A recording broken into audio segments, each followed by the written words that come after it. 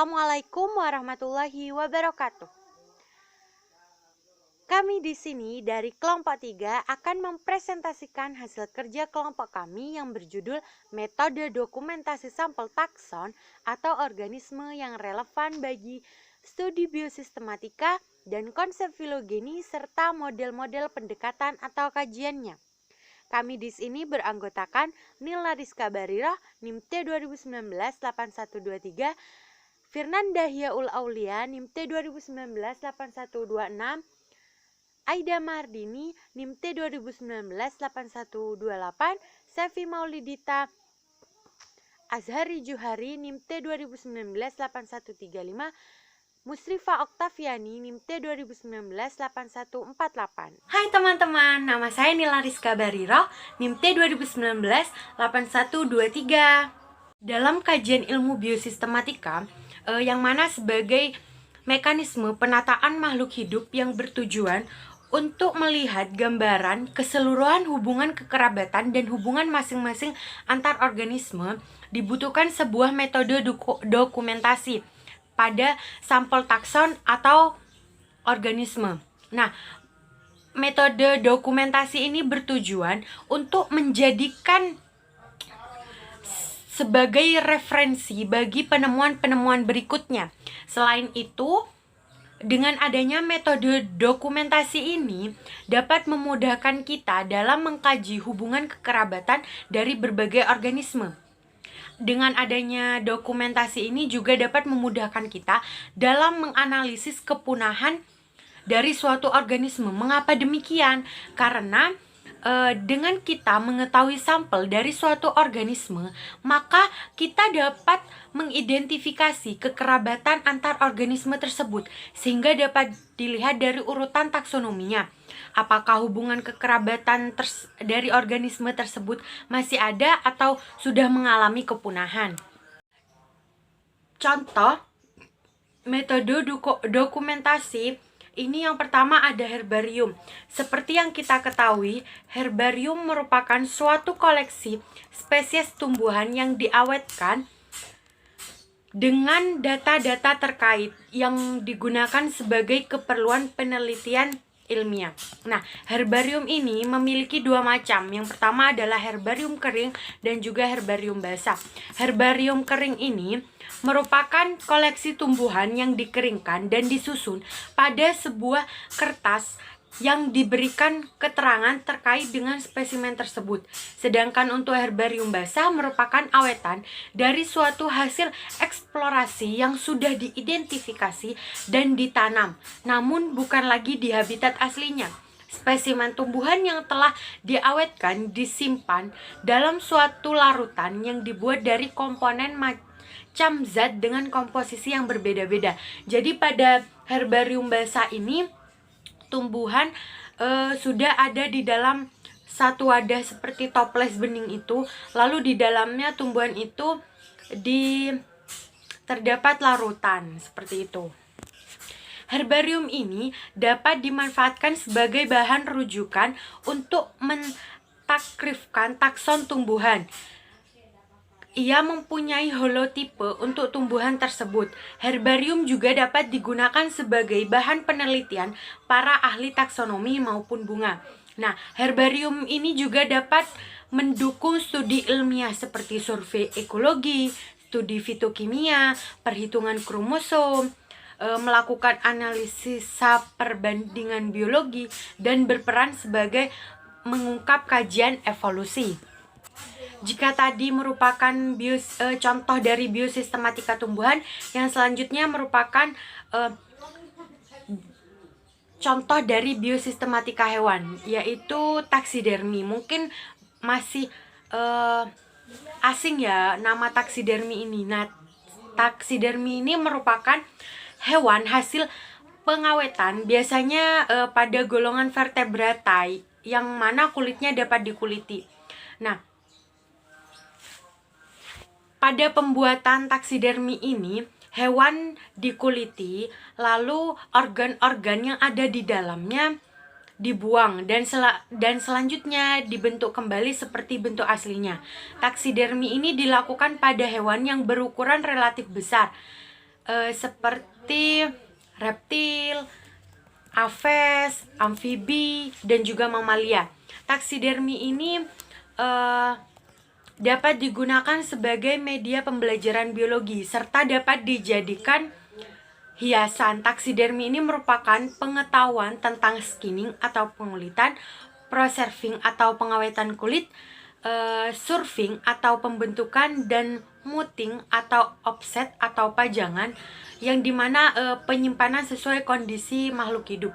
Yang pertama, skinning. Skinning merupakan tahapan pemisahan kulit dari daging serta isi rongga tubuh. Proses ini diawali dengan pemotretan dan pengukuran morfometrik. Hasil dari pemotretan dapat dijadikan acuan pada saat proses muting nanti. Dan untuk pengukuran morfometrik ini meliputi pengukuran panjang standar hewan, pengukuran panjang kepala, dan juga pengukuran tinggi badan.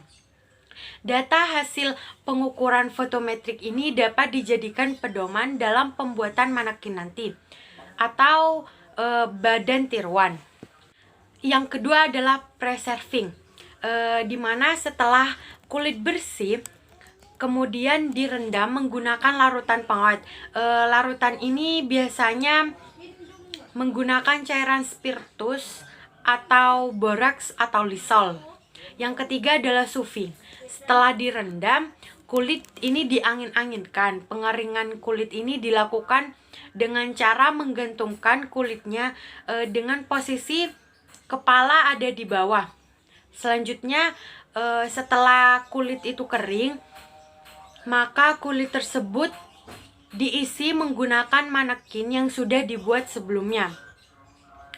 Yang keempat adalah muting, yaitu pemajangan hasil taksidermi yang telah dibuat setelah melalui berbagai macam proses. Taksidermi ini dapat dipajang di lemari kaca ataupun melalui teknik blow front case. Yang selanjutnya adalah bioplastik. Bioplastik ini merupakan salah satu bentuk pengawetan kering dalam sebuah blok resin yang umumnya digunakan sebagai media pembelajaran dan juga dapat dijadikan hiasan seperti gantungan kunci, seperti itu. Nah, bioplastik ini dibuat menggunakan resin dan katalis. Bioplastik dapat mengawetkan tumbuhan maupun hewan.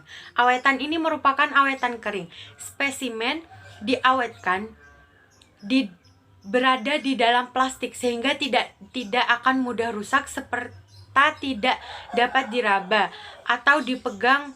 Namun proses pembuatannya ini juga cukup lama.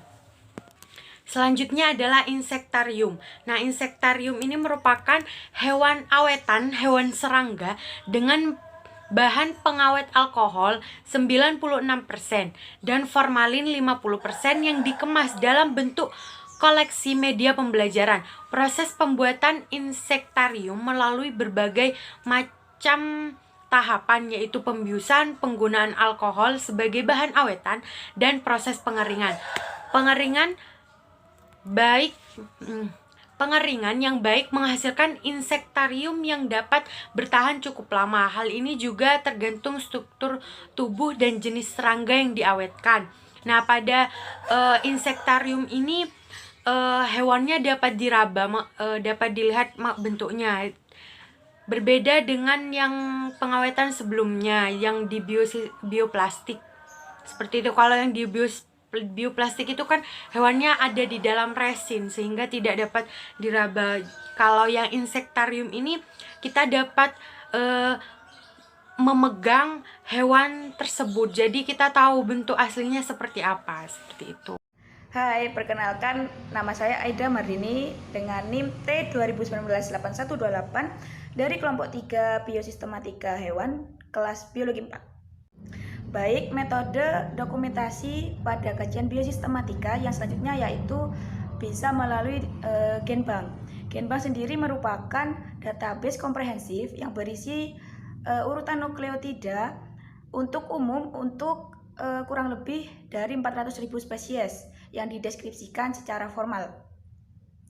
Urutan nukleotida ini diperoleh terutama dari pengiriman laboratorium atau juga bisa dari pengiriman sejumlah proyek dalam skala besar. Genbank dibangun dan didistribusikan oleh National Center for Biotechnology Information atau NCBI, sebuah divisi dari National Library of Medicine yang terletak di kampus US. Genbank dapat diakses melalui database NCBI Nucleotide yang menghubungkan ke informasi terkait seperti taksonomi, genom, urutan dan struktur protein, dan literatur jurnal biomedis di PubMed. Mengapa Genbank dikatakan termasuk metode dokumentasi dalam biosistematika?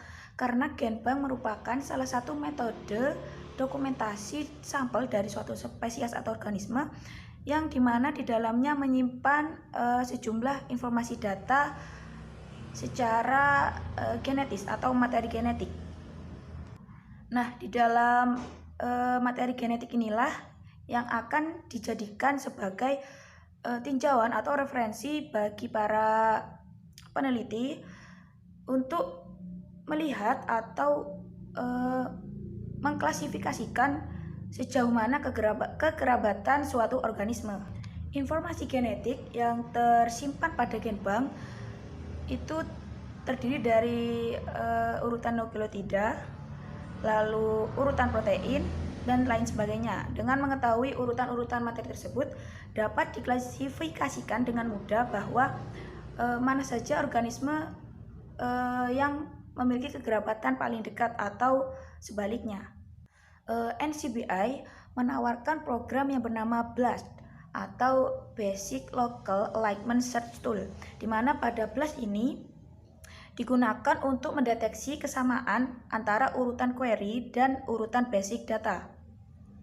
Program ini membandingkan urutan nukleotida atau protein dengan database urutan menghitung signifikasi statistik.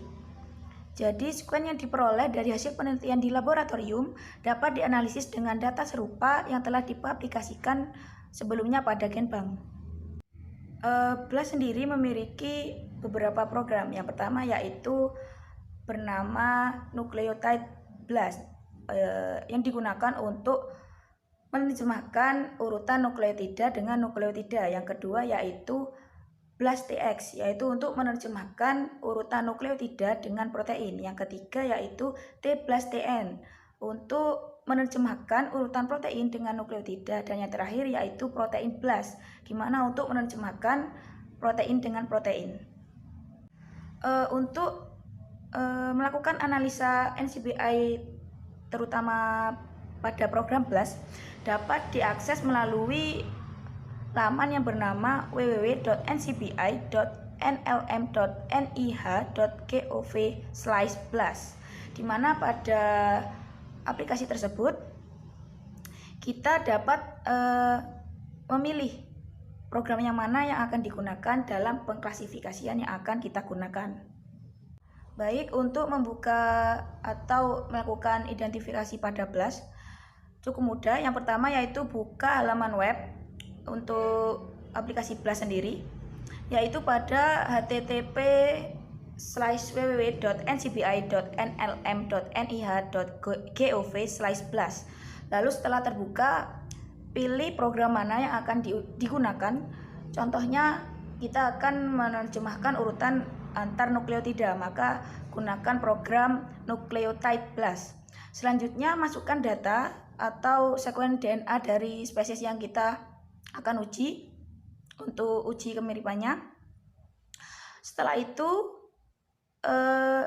kita tinggal download hasil pengelolaan dan dilanjutkan dengan identifikasi dari hasil tersebut. Nama saya Sevi Maulid Azhari Juari, NIM T 2019-8135. Filogeni merupakan kajian suatu hubungan evolusi antara organisme atau gen dari unit taksonomi yang dikombinasi antara biologi, molekuler, dan teknik statistik. Klasifikasi ini didasarkan pada jauh dekatnya hubungan kekerabatan antara takson yang satu dengan yang lainnya, sekaligus mencerminkan perkembangan makhluk hidup atau filogenik. Filogenik adalah klasifikasi makhluk hidup berdasarkan hubungan kekerabatan dan garis keturunan yang didasarkan pada bukti-bukti evolusi. Dalam biologi, filogeni atau filogenesis merupakan kajian suatu hubungan di antara kelompok-kelompok organisme yang dikaitkan dengan proses evolusi yang mendasarinya. Istilah filogeni atau filogenik berasal dari gabungan kata bahasa Yunani kuno yang berarti asal-usul, suku, dan ras. Hubungan tersebut berdasarkan morfologi hingga DNA. Filogeni sangat diperlukan dalam mempelajari proses evolusi dan penyusunan taksonomi. Dua metode penyusunan filogeni. Yang pertama, metode fenetik, yaitu metode penyusunan filogeni dengan pendekatan analisa numerik. Pendekatan ini meliputi indeks ketidaksamaan, indeks keanekaragaman, analisa pola, dan berbagai indeks lainnya. Yang kedua, metode kladistik, yaitu metode dengan dasar pemikirannya bahwa proses ilmiah akan selalu mengambil jalan yang paling singkat. Dalam kladistik, setiap ciri fisik mempunyai tingkat yang berbeda. Pada gambar tersebut, metode berbasis jarak atau fenetik dilakukan dengan menghitung matriks jarak genetik berpasangan antara taksa yang dipelajarinya dan meringkasnya menggunakan algoritma pengelompokan hierarki seperti UPGMA dan Neighbor-Churning. Kelebihan dari metode ini yaitu metode dengan perhitungan yang cepat atau tercepat dan fleksibel, tapi memiliki kekurangan berupa tidak ada perbandingan model atau tidak dapat menguji pohon terbaik atau model evolusi terbaik. Mungkin tidak akurat dan sangat tergantung pada jarak dan algoritma clustering yang dipilih. Algoritma pembangunan pohon yang sering digunakan termasuk penggabungan kerabat dekat yang mengelompokkan dua spesies dengan menimbang dua ukuran, yaitu seberapa dekat mereka satu sama lain, atau yang digunakan dalam metode yang lebih sederhana yang dikenal seperti UPGMA, dan seberapa jauh mereka bersama-sama dari semua spesies lain. Metode alternatif didasarkan pada kerangka kuadrat terkecil. Pohon alternatif pertama-tama dievaluasi cabangnya dengan metode kuadrat terkecil, dan kemudian pohon terbaik dipilih dengan kriteria kuadrat terkecil atau kriteria evolusi minimum. Metode penanggalan berbasis jarak juga diilustrasikan secara numerik dengan penanggalan terkalibrasi fosil dan penanggalan tip, bersama dengan estimasi variasi dalam penanggalan yang disimpulkan dengan pengambilan sampel ulang. Perkenalkan, nama saya Firnanda Hilyaul Aulia, NIM D2019-8126. Konsep filogeni dan model-model pendekatan atau penyajiannya, yaitu pohon filogenetik atau biasa yang disebut dengan kladogram, adalah diagram skematik yang digunakan sebagai ilustrasi visual hubungan evolusi yang diusulkan antara taksa. Dalam pohon filogenetik memiliki dua fitur struktur yang signifikan. Yang pertama yaitu dalam lokasi titik percabangan di sepanjang pohon itu yang menyimbolkan waktu relatif asal mula taksa yang berbeda. Dan yang kedua yaitu derajat pemisahan antara cabang-cabang yang menggambarkan sudah seberapa jauh perbedaan dua taksa terjadi sejak percabangan dari nenek moyang yang sama. Istilah yang penting untuk dipahami saat menafsirkan diagram pohon filogenetik meliputi yaitu yang pertama node. Ini adalah titik-titik pohon pada pohon filogenetik di mana tempat terjadinya percabangan, sebuah simpul yang mewakili akhir takson leluhur, dan titik di mana spesies baru memisahkan diri dari pendahulunya. Yang kedua yaitu cabang. Ini adalah garis pada pohon filogenetik yang mewakili garis keturunan leluhur dan atau keturunan. Cabang yang muncul dari node mewakili spesies keturunan yang terpisah dari nenek moyang yang sama. Yang ketiga yaitu grup monofiletik atau klade. Grup ini adalah cabang tunggal pada pohon filogenetik yang mewakili sekelompok organisme yang diturunkan dari satu nenek moyang terbaru. Yang terakhir yaitu takson atau PL takson. Taksa adalah pengelompokan atau kategori tertentu dari organisme hidup. Ujung cabang di pohon filogenetik berakhir di takson. Analisis kladistik menggunakan suatu konsep yang disebut pembandingan dengan luar kelompok atau outgroup comparison untuk mengenali karakter primitif bagi semua anggota kelompok yang ingin diteliti dan untuk menetapkan titik permulaan untuk membangun sebuah pohon filogenetik. Suatu luar kelompok atau outgroup adalah suatu spesies atau kelompok spesies yang relatif masih berkerabat dekat dengan kelompok spesies yang sedang dipelajari, tetapi jelas-jelas hubungannya tidak sedekat hubungan antara anggota spesies yang sedang dipelajari. Kemudian, analisis kladistik mencari sinapomorfi atau karakter turunan yang dimiliki bersama untuk membangun pohon filogenetik. Karakter tersebut merupakan homologi yang berkembang pada nenek moyang yang bersama semua spesies pada satu cabang, suatu percabangan pada pohon tersebut, tetapi tidak pada nenek moyang cabang lain. Cabang-cabang pada pohon ini ditentukan dengan cara membandingkan jumlah karakter yang diturunkan pada masing-masing takson. Karakteristik filogenik digunakan untuk membantu menetapkan pengelompokan taksonik.